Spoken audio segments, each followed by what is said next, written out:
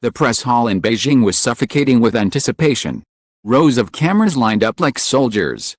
Lenses unblinking, waiting for the truth that had eluded a nation for months. The seats were filled with journalists.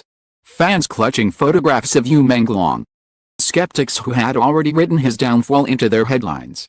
Outside, a storm of voices rattled the glass windows. Chants of justice for Menglong mingled with murmurs of disbelief. For too long, lies had carved scars into his legacy, and today, truth promised to break free. In the weeks following his death, speculation spread like wildfire. It began with whispers on social media, faceless accounts planting seeds of doubt. They said he had taken his own life, that the pressures of fame had broken him.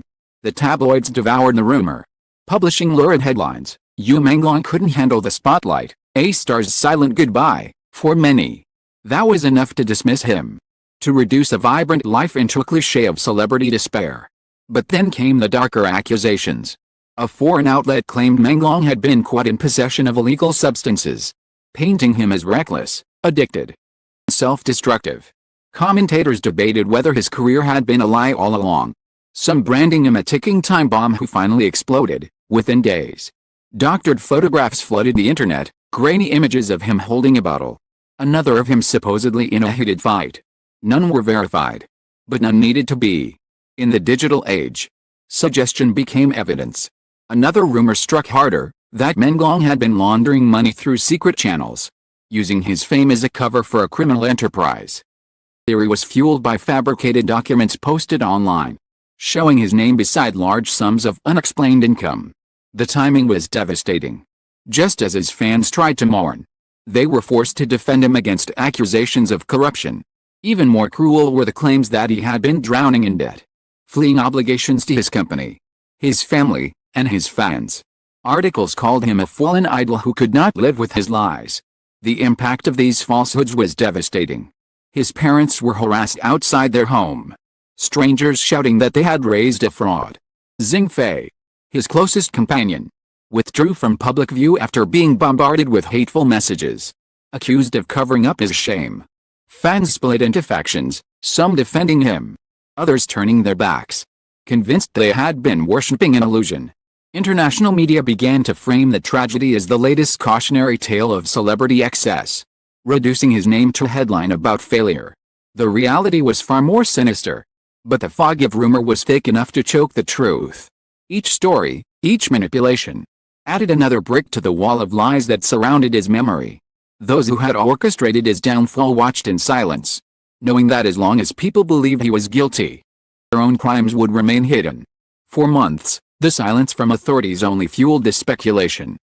The day that passed without a statement became another excuse for tabloids to spin stories. Some asked why no one from the police had spoken. Others whispered of a cover-up, conspiracy that reached higher than anyone dared to admit. The nation demanded clarity, but the answers never came, until now. The announcement that China's police chief, Zhang Wei, would address the press personally sent shockwaves through the media. Zhang Wei was no ordinary official. His career had been built on exposing corruption, on delivering justice in cases thought untouchable. If he was stepping forward, it meant the case was not just about a single star, it was about dismantling the lies that had poisoned the system itself. The moment he entered the hall, the noise outside seemed to vanish, replaced by the heavy silence of expectation. He wore his uniform with the gravity of a man carrying both truth and burden. His expression was carved from stone, his gaze unwavering as he stepped to the podium. The cameras flashed, dozens at once. Staccato thunderstorm capturing every second of history in the making. He did not begin immediately. He placed a thick folder on the podium, its edges worn from months of investigation. For a moment, he simply rested his hand on it, feeling the weight of every page, every piece of evidence, every lie that had been crafted against Menglong. The audience leaned forward, breaths held. Finally, Zhang Wei spoke, his voice firm and measured. "We are not here to protect illusions. We are not here to feed speculation. We are here for one purpose only, to tell the truth. And today, we will clear the name of Menglong." Gasps rippled through the crowd. Pens scratched furiously across notepads. The fans in the back clutched each other, their tears sudden and uncontrollable. Outside, The chants grew louder, echoing against the walls like waves. Zhang Wei continued, his words slicing through the noise. For months, his legacy has been smeared by unfounded rumors of addiction, corruption, debt, and cowardice.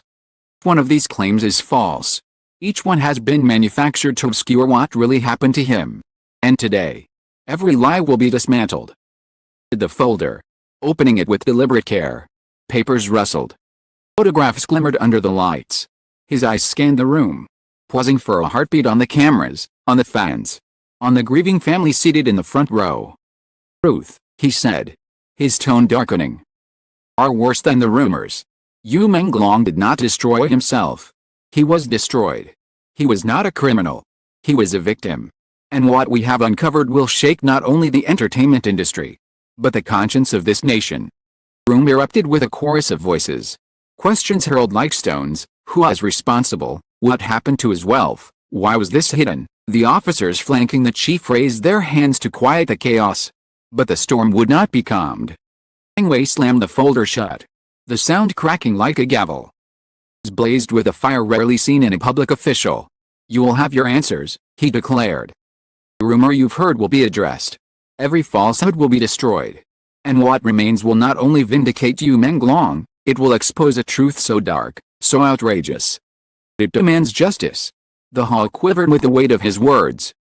Cameras leaned in closer. Pens froze above paper. Outside, the crowd roared, sensing the storm about to break. And as Zhang Wei stepped away from the podium for a brief pause, holding the folder like a weapon of truth, one thought echoed through every heart in the room: this was only the beginning. When Zhang Wei returned to the podium, the weight of the folder in his hands felt heavier than ever. The room had settled into tense silence, every ear straining to catch the next words that would finally decide Menglong's legacy. Outside, the chants shook the pavement, fans pressing closer against the barricades, their voices demanding clarity. He placed the folder flat on the podium and leaned forward, his voice cutting through the tension. The rumors end today. Menglong did not die by his own hand. He did not abuse substances.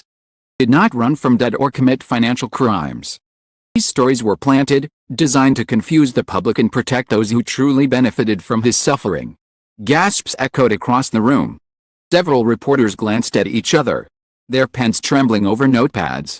Zhang Wei's eyes were steady, cold with resolve. He flipped open the folder and held up a document for all to see. This, he said, is the official forensic report. It shows clear evidence of external force, bruises, restraint marks, and wounds inconsistent with self-harm. To say he took his own life is not only false, it's an insult to the man and his family. Menglong was murdered. The word shattered the hall. Reporters shouted over each other. Microphones pushed forward. Cameras whirring faster. Some gasped audibly. Others covered their mouths. In the front row, Zhang Fei broke into sobs, clutching her chest as though trying to hold together the pieces of her heart. Zhang Wei raised his hand to silence the uproar. "Is not all," he continued. Toxicology tests proved he had no trace of illegal substances in his system. Accusation of drug use was a fabrication. Posed images circulating online were doctored, designed to smear his name. For the claims of debt, the truth is the exact opposite. Menglong had amassed considerable wealth through his work. He owned properties, savings, royalties. And yet, within 48 hours of his death, the majority of that fortune vanished. The silence that followed was heavier than any scream. The clicking of cameras slowed, as though the shock had paralyzed the press. Zhang Wei's tone grew darker. "Yes. Heard correctly. Entire accounts emptied. Properties transferred under suspicious circumstances. Royalties reassigned.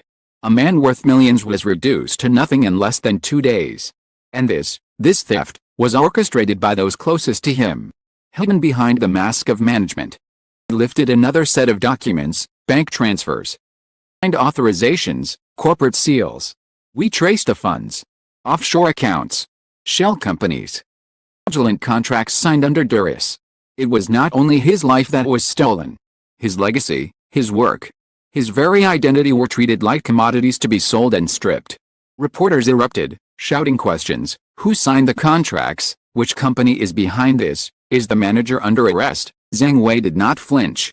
He gestured to the officers at his side, who stepped forward with evidence boards, photographs of signatures, company logos. Charts of money trails flash under the lights. Once believed to be his protector, now confirmed as a key suspect, Zhang Wei declared. But let me be clear, this extends beyond one man. It involves a network of exploitation embedded within the entertainment industry. Contracts designed to enslave. That strip artists of freedom. Systems that bleed them dry until nothing remains. Rose, fueled by anger rarely seen in a public address. They thought they could bury the truth with his body. Lies would be enough to silence his name. But we have uncovered their trail. And it will not remain hidden any longer. Zhang Fei lifted her head, streaked with tears, and whispered through trembling lips. He told me they treated him like a product. He wasn't a person anymore. Her words, though quiet, carried through the hall, a dagger cutting deeper than any document. Zhang Wei nodded gravely. And he was right. Modified him, profited from his exhaustion, and when he resisted, silenced him. Even in death, they stripped away his fortune. That is not mismanagement. That is murder. That is theft. All vibrated with fury and grief. Journalists scribbled frantically. Headlines already forming: Menglong murdered. Assets stolen. Police chief shatters industry lies. A star vindicated. A nation outraged. The chants grew deafening. Fans wept openly, some screaming his name into the air, holding banners with trembling hands. Justice for Menglong. He was not a commodity. Truth at last. Zhang Wei's final words cut through the chaos like a blade. We cannot bring him back, but we can bring back his honor. Menglong's name is cleared. He was not guilty. He was betrayed, murdered. And now, those responsible will face justice. Press hall erupted, questions flying, cameras flashing like lightning. But for many, words had already done their work. The truth was out. The lies were dead. And the nation would never see Menglong the same way again. The crowd dispersed. The image that remained was not the documents or the photographs, but Zhang Fei, clutching a framed picture of Menglong, tears streaming down her face, whispering into the air, "They can't erase you. Not anymore." The absurdity was undeniable. Man who had given everything to his art, stripped of both life and fortune, reduced to nothing by the very system that should have protected him. It was not only a tragedy. It was a crime against humanity. Reflection of an industry that fed on its stars until there was nothing left but ashes. And as night fell over Beijing, truth rang louder than all the headlines. Louder than the chants outside the station. Menglong was finally free, not in life, but in truth.